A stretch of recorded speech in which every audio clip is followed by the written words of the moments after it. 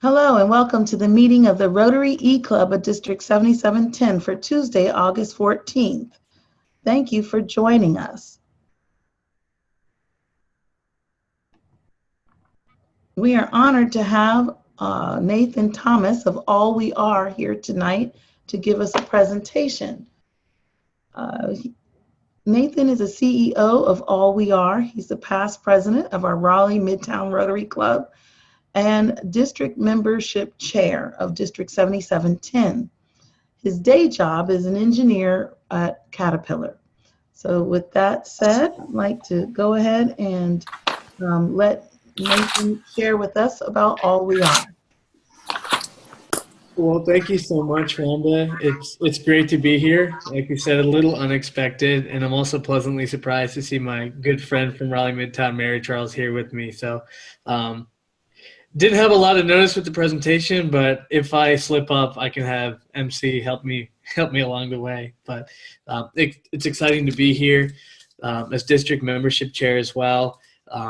We always talk to clubs about what they can do to be more innovative, get into the digital space, and obviously your club is doing that very well. And I like what Kathy said about food, fellowship, and fun.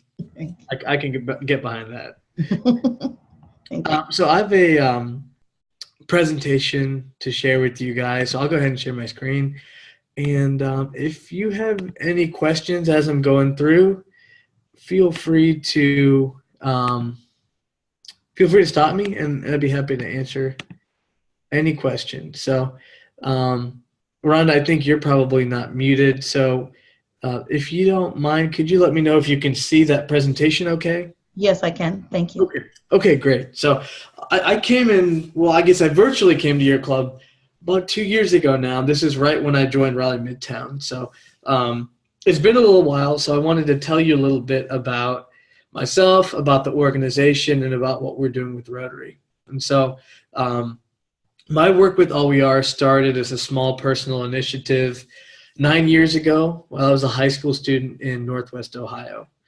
I was passionate about service and wanted to do something international, and thought, what if I could take my talents and use that to help a community in need? And created a connection with a nonprofit working in Uganda. And after working on a few small projects, I launched my organization, All We Are. And along the way, what I realized was not only was I passionate about the impact that we were helping support to the communities in Uganda, but also I was very passionate about creating opportunities for other people to do extraordinary things. And so I'm lucky today to work closely with several Rotary clubs, yours included, and also to have a team of volunteer young professionals who give up hours late in the day or early in the morning for our mission in East Africa. And so I'm going to run through some basics about why we're doing what we're doing, the why behind the what, some of our current projects, and with that, I'll go into some of our plans for the coming year. And so I'm sure you guys know quite a bit about East Africa. Rhonda and I are close collaborators and are anxious to do a project together, and she's been a great resource for us, and you'll learn more about that in a little bit. But we have similar missions, and that is supporting education and building infrastructure. And one of the reasons that is so important right now is because 50% of Africa's population is under the age of 15. And so we're building infrastructure. We're putting solar power into schools because this unreliable power affects education and the growth of these students, who play a very, very crucial role in the success of Uganda in 10 or 15 years. And so our program puts LED lighting into classrooms, dormitories, as well as security lights around the campus. And this brings stability to the schools. We've seen examples at schools where an entire community has no access to light, or there's a rolling blackout or something of that nature. And these schools are sort of shining beacons for their community. It brings safety to the school, and also it allows the students to have expanded study hours as well as expanded hours for teachers to grade papers and prepare lessons. So, like all good projects, we learned a lot from our partnership with Rotary. And one of the key things we learned was about sustainability. So this looks like the importance of investing in the local community. So instead of bringing solar panels and batteries and lights from Home Depot or somewhere from America and then flying them to Uganda, we know it's important to buy these things local. Equally important is that we're not taking jobs away from local workers, so we train and hire local electricians in the area, pay them a very good wage for their work, and make sure we build in transactional value into our projects. And so the sustainability in action looks like us working with Rotary clubs to design and install these solar systems and put them into these different schools. And then every month, these schools make a payment to All We Are that goes to ensuring the sustainability of what we're doing. This money goes into maintenance, and we even have a small allotment there for future projects and expansion at these schools as they grow. And so we work with the communities then to select another potential site for our next project. So in the past, what this has looked like is doing a project, for example, at a primary school, and then working with that school to identify that several of the students, a majority of the students, are going to be then going to a area secondary school. And so we want to expand and support these students all through their education, and we hope to put roots in the secondary school as well. So we found drastic improvements with solar power. We've seen schools that power bills go down as much as 80% before, after making the switch. They have sustainability there, and motivation and attendance goes up. In several of the schools that we've installed solar power at, there actually is no access to electricity, and this is a huge improvement to their current situation. So I want to take you through the history of what we're doing, and I feel like, in just my couple years of Rotary, sometimes it can be a little difficult to grasp the importance of an international project if you've not traveled to the area. And so while I'd love for you guys to come to Uganda, maybe make a pit stop in Arusha as well, I want to give you some background with what we're doing. And so we're constantly focused on sustainability and innovation and having these exciting new projects. But we understand that sustainability looks like taking history into perspective as we consider our growth. So to look at what did developed countries do all those years ago that worked well, and how can we implement concepts from this into what we're doing in our projects, because that's true sustainability there. We're not looking for 10 years or 20 years, we're looking for a lifetime. And so let's look at an example that might be a little more familiar to us. For example, let's look at America. And in 1862, President Abraham Lincoln signed the Homestead Act.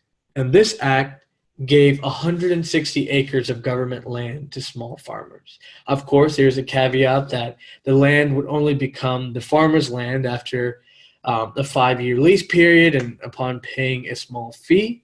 But this provided opportunity for rural America to be developed. And so if we consider rural America in the 1930s, only about 10% of these U.S. farm families had access to electricity.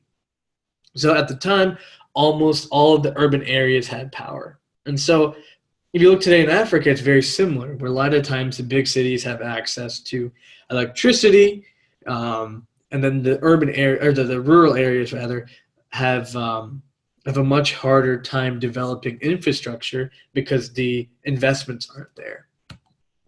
And so in 1936, FDR, who by the way was my favorite president, he created the Rural Electrification Administration. And what this did was that it allowed the government to make low-cost loans to energy co-ops, essentially these small farmers who banded together with other people in similar situations in their communities to provide the infrastructure themselves. And so under the REA, we saw the number of rural homes with electricity increase to 90% in 10 years. And so if we think of sustainability, as I mentioned earlier, we think of how we get from A to B and how much of the things that we implemented can still be used 40, 50, 60, even 100 years later. And what we see just in North Carolina, if some of you are familiar with the area, several electric cooperatives still exist today and still supply power to a large portion of North Carolina. And if you look on a greater scale in other parts of the country, you'll find that same thing to be true there. So let's contrast a little bit and let's look at rural Uganda today. So rural Uganda today doesn't look too differently than rural America looked like all those years ago. So in 1862, John Henning Spike was the first European to visit what was then called the Buganda Kingdom. And in 1936, when FDR was signing that bill, all the way across the world, 8,000 miles away, Uganda was a British colony and would continue to be one for the next 22 years. And so, due to those issues as well as other things, today only about 10% of the Ugandan population has access to electricity, and in rural areas it's less than 5%. So you see a lot of students studying with kerosene lamps like you see here, which are very expensive to supply the fuel, and also I believe the equivalent of smoking something like 4 packs of cigarettes a week. And so definitely not a solution that we would hope to bring to these students. And so I know Rhonda's familiar with this, but there is a stark differentiation between the city and the rural areas in a lot of places in Africa. So in February, I was in East Africa and spent a few days in Kenya. So this skyline you see here, that is the city of Nairobi. And just outside Nairobi, they have a national park with lions, rhinos, zebras. And obviously, this is quite a dramatic case, but what I wanted to highlight here is almost immediately when you leave these city limits, does it get very rural, and you see a dramatic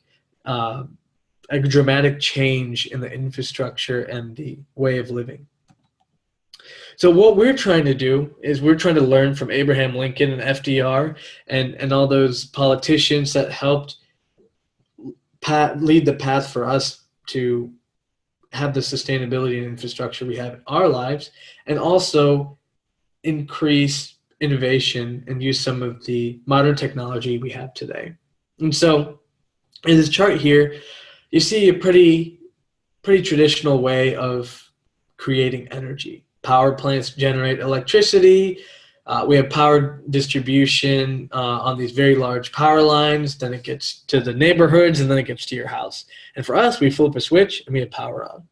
And so what we're hoping to do here is to cut out some of the necessary cost and capital expenditure and go directly to utilizing the sun to power these lights and provide energy to these schools. And so because Uganda is right on the equator, we're able to do this quite easily, where they see 8 to 10 hours of sunlight per day, and we're able to install these systems in a very cost-effective manner. And so that's exactly what we did last year. So in 2017, our team of installers traveled something like 1,600 kilometers all over Uganda. We went to the border of Uganda and Kenya on the east. We went to nearly to the border of Uganda and the Democratic Republic of Congo to the west. We went north, we went south, and with the support of nearly 25% of our district, we provided solar power to 8 schools. And so this district grant brought light to over 5,000 students and teachers, which was definitely a huge accomplishment for us, definitely a moment I'm very, very proud of, and so grateful to be a Rotarian and to know such great people in our district. And so thanks to your support last year, we put that money towards the installation we did at Busiro Senior Secondary School, and this is one of the more impoverished districts in Uganda. There's a lot of issues here, and this actually was the largest solar installation we've done to date. And so I'm from a small town, went to a small school. I don't know about you guys, but this one school houses over 1,300 students, which is quite a large number. And before this, they had no access to electricity. So as of April 30th, we had provided over 2,000 hours of light, and here we are in August, and you can only imagine what that number looks like today. And so we're grateful for your support. We've seen incredible improvements in these students' lives, in the lives of the people in the community, their parents, relatives, and we're seeing increased security, night lessons. We're seeing enrollment in school increase dramatically, and then we're seeing the community come in and really roll up their sleeves and get excited about supporting the future of Uganda. And so moving forward, this Rotary year, we've been working very hard to continue to do our work with solar lighting, but what we wanted to do was sort of check the pulse of the communities that we're working with. And so we worked with our host partners in Kampala to conduct community needs assessments all over the country. And we ended up picking a location in central Uganda called Butambala district. And to give you an idea of the breakdown of this area, we have a population of over 100,000 people, and nearly 60% of the population is under the age of 17. And through these needs assessments, they identified major needs being electricity, water, and healthcare. And so we created a solar village concept, and we look to continue to root the success of our project in history, these tried and true examples that have worked well, but then continue to innovate with our designs using solar power. And what's exciting about solar power is not only can we power lights in classrooms like you've seen in the past that we've done, but also we're able to drill boreholes and use solar pumps to bring the water up. And this is something that we're talking with Rhonda about quite a bit, and also provide refrigeration for the clinics there.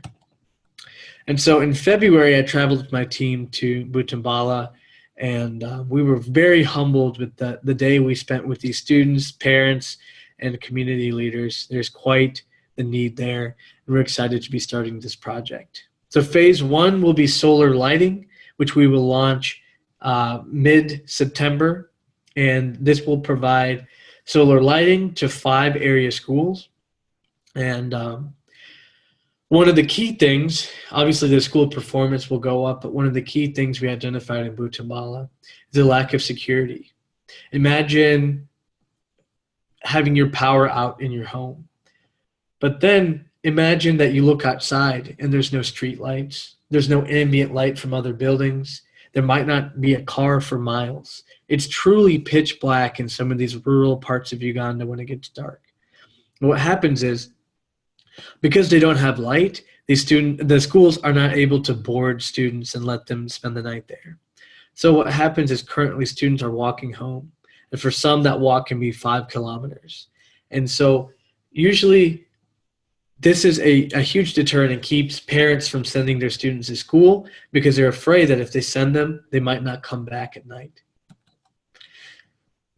Another part of our work will be answering the need to clean water, as well as sanitation and hygiene training in the area.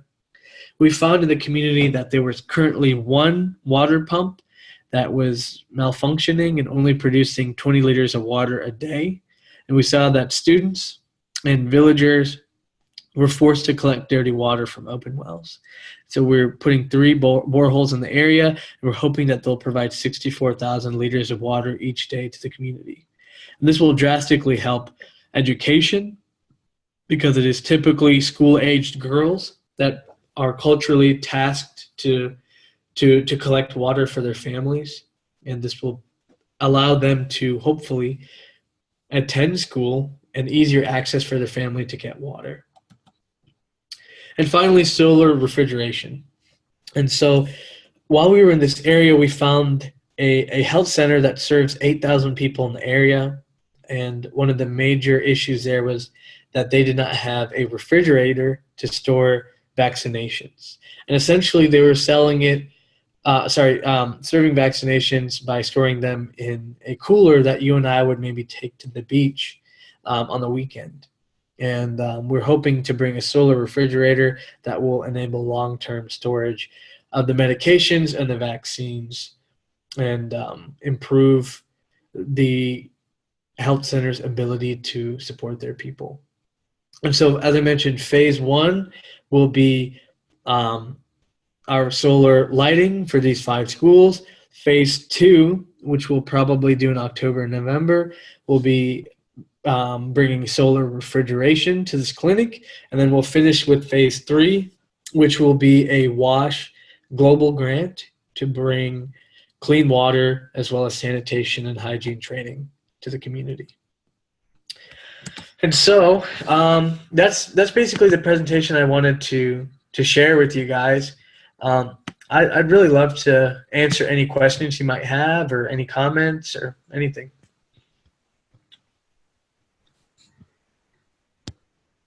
Oh, we're unmuted. Yay. I have a question. The management of the system, let's say once it goes live, where does that reside? Or how does it work?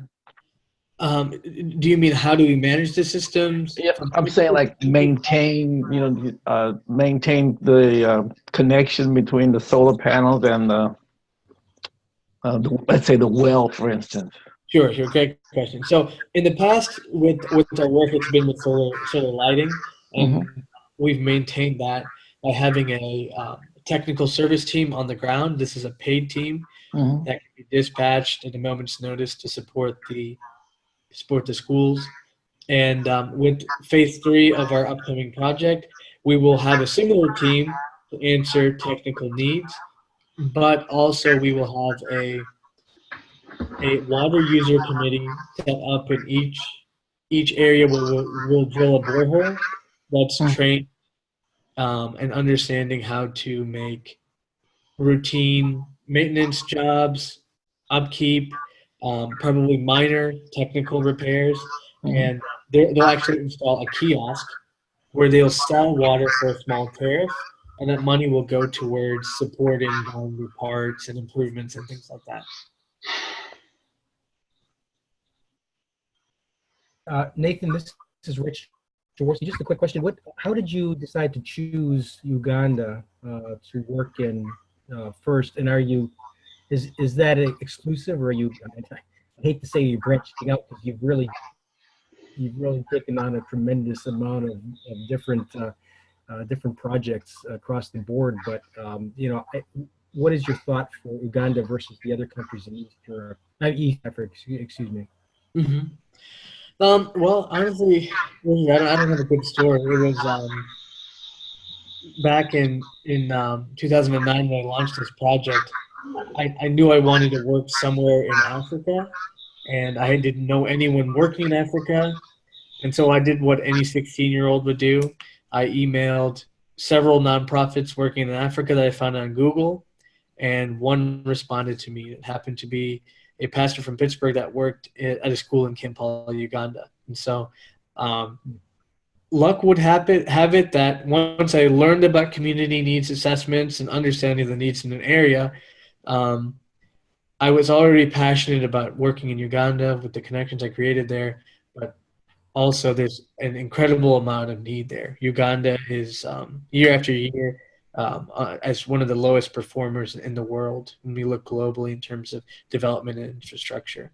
And so I guess you could say it was fate, but that's what brought me to Uganda. Now we've electrified 18 schools and have plans to maybe have 25 or 30 by the end of this year, early next year. So we're looking at the potential of branching out to other parts of East Africa first, and then who knows from there. Okay, thank you. You're welcome.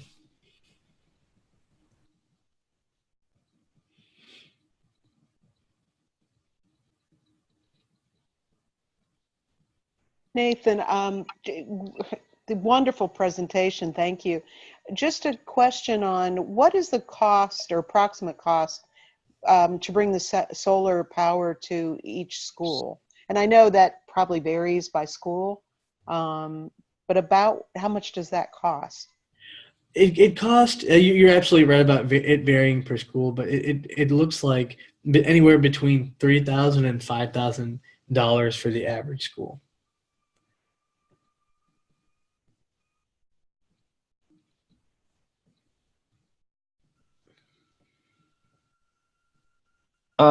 This might be a little bit tricky as far as the question is concerned, but from our limited experience with solar panels and solar utility, let's say with the water pump and lighting, etc., what's the longevity of something like that?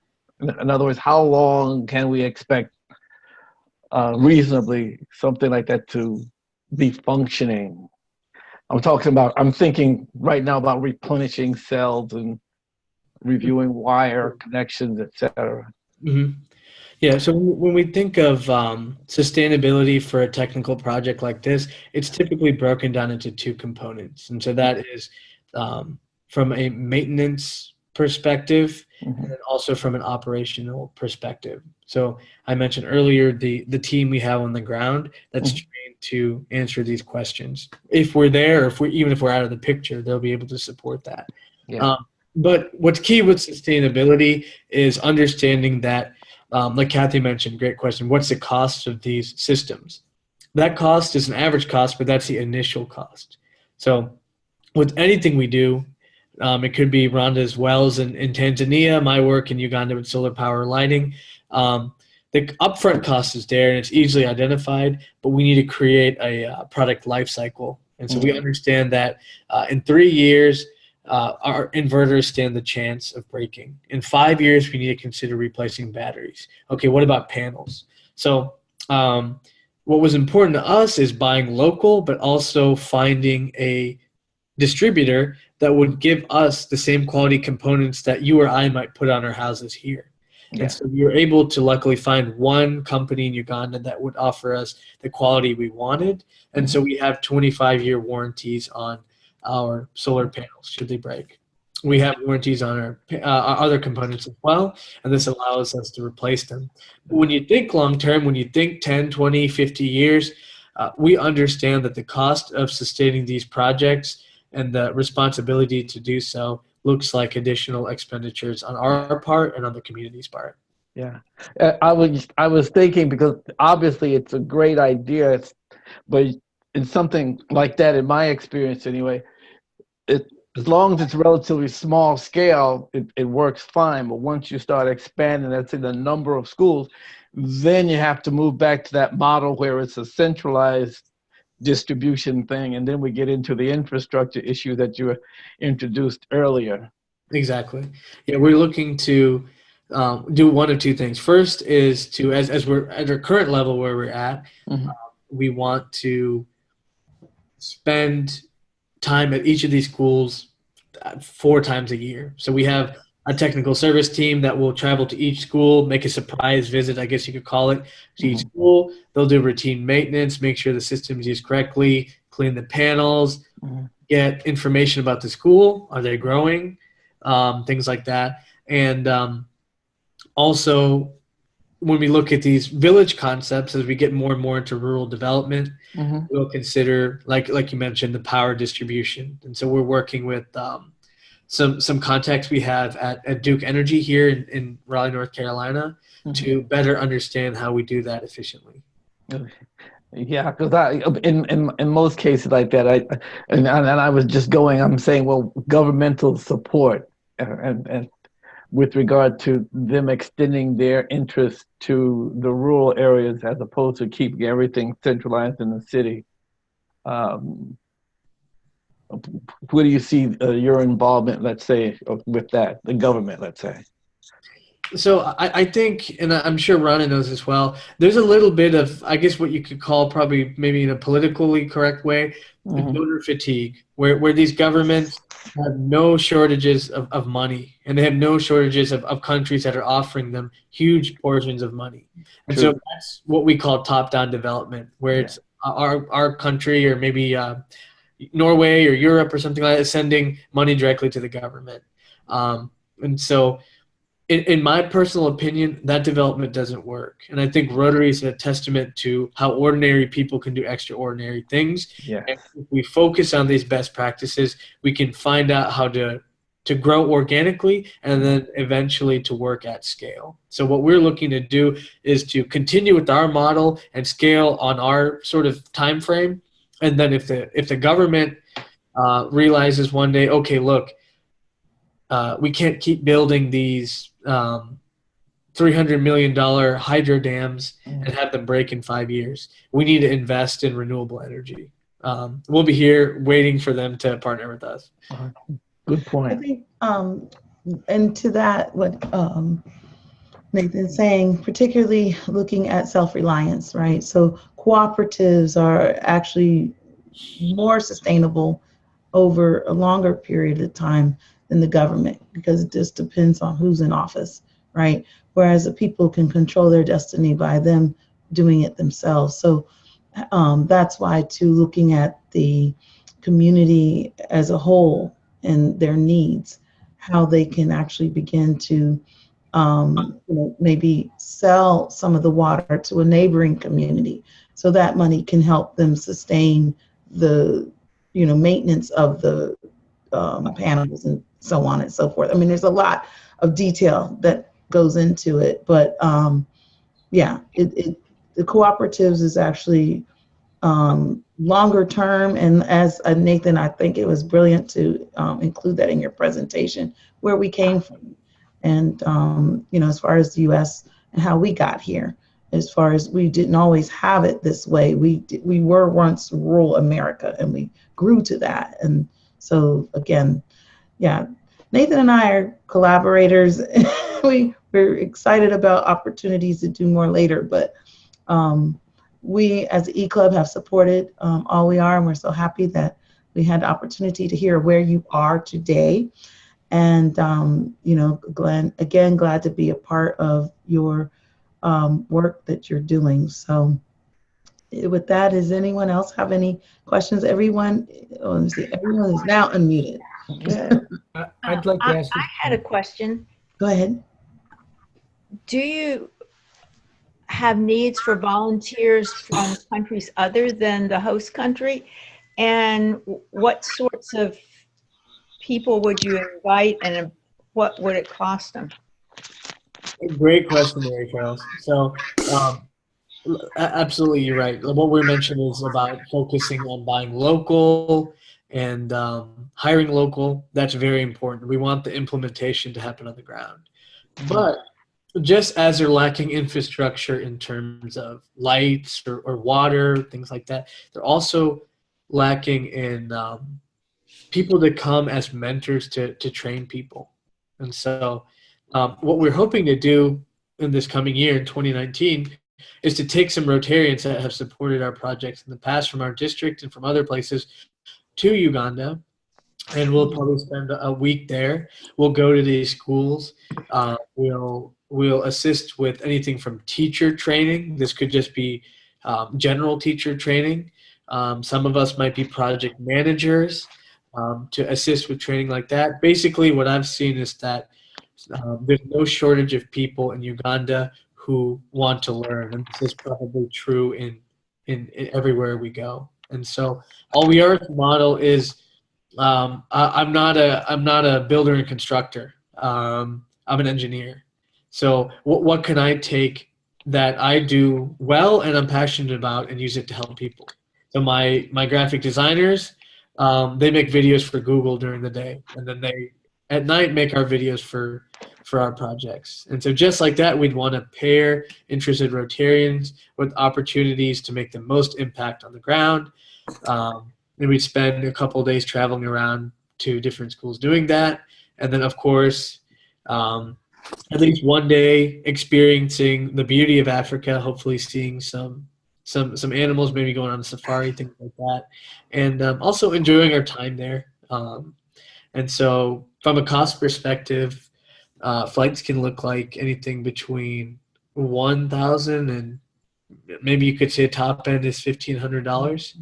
And Rhonda can also attest to this. You would be hard pressed to spend another $1,000 once you get to Uganda in a week. So we try to keep the trip relatively inexpensive. All our trips so far, we've done it at cost. A lot of nonprofits will charge something like $4,000 to $5,000 to work for them, and then you need to buy your ticket. We believe the biggest impact we can have is not by taking contributions like that, but by having you there in person to work with us. Thank you. Could I just ask a follow-on question? This is Rich again, Nathan. From what you just said, it sounds as though you're not limiting yourself to the solar energy issue, but if you see a need, you will attempt to solve that need or to provide whatever help you can. So you're talking about offering teachers, for instance. Are you still in flux in terms of developing a formal mission plan, or do you have one and you just consider it to be fluid? I would say we're still developing that plan, and this is something this is my life's work. So I'm 25. I have several more years to work on this. So it's something. I wouldn't say it's a work in progress, but it definitely will keep learning and keep listening to the communities. And so we want to work and implement projects in our areas of expertise. But what's very key for us is understanding the model. How do you go from I want to help to helping in the best way? And that looks like empowerment instead of just charity. Pure charity, I think, doesn't work in a sustainable manner. So what we want to perfect is how do we go to a community and work with local partners to do a community needs assessment? How do we buy local? How do we hire local people? How do we create models where we can create some sort of revenue to create sustainability in our work? And as we grow, I'm sure we'll consider other things. And that's the belief that I have, that a lot of organizations try to tell you that it's one thing. It's water, it's lights, it's this thing they're doing. I truly do not believe it's any one thing. I believe it's the people who are committed to giving their time to what we're doing. So what it looks like when we go there, our focus might be checking our solar systems and making sure everything's working right.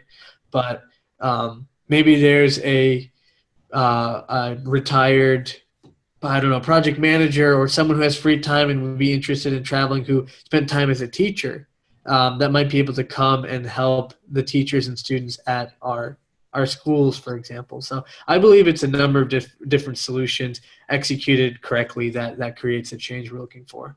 And then just real quick, and we're going to end.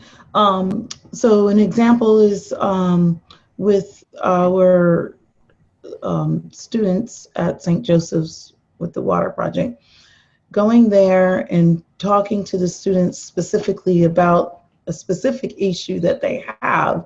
You may go to see them related to the water, as he's saying, but the example Nathan gave was the refrigeration now because of the vaccination.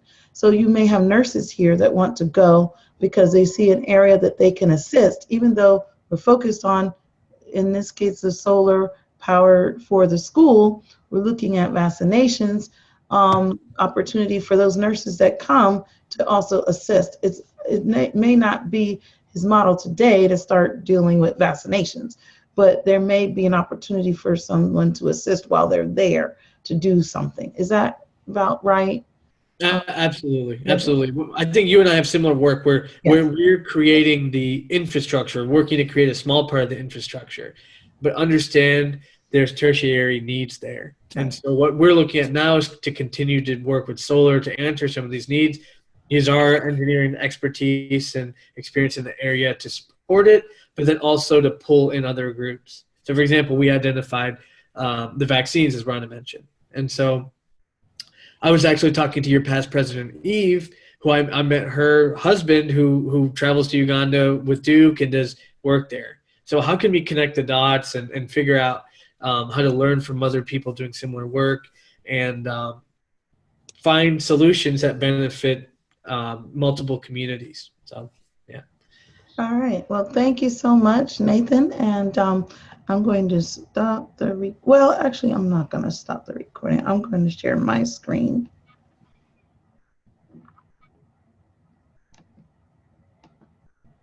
And again, we want to say thank you for you taking the time out today to share with our Rotary E-Club about All We Are. And with that, we like to give you a virtual certificate of appreciation to Nathan Thomas to imparting valuable insights and inspirations as our guest speaker. With that, I would like to have, I know that I had Richard and Jean and Kathy. Diana, would you like to say our four-way test tonight?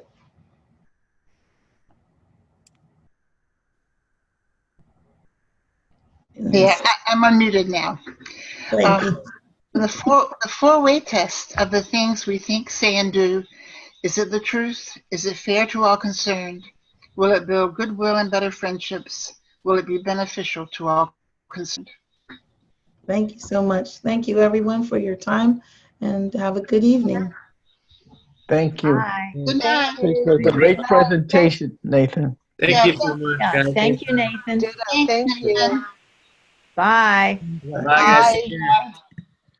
Yeah, great presentation.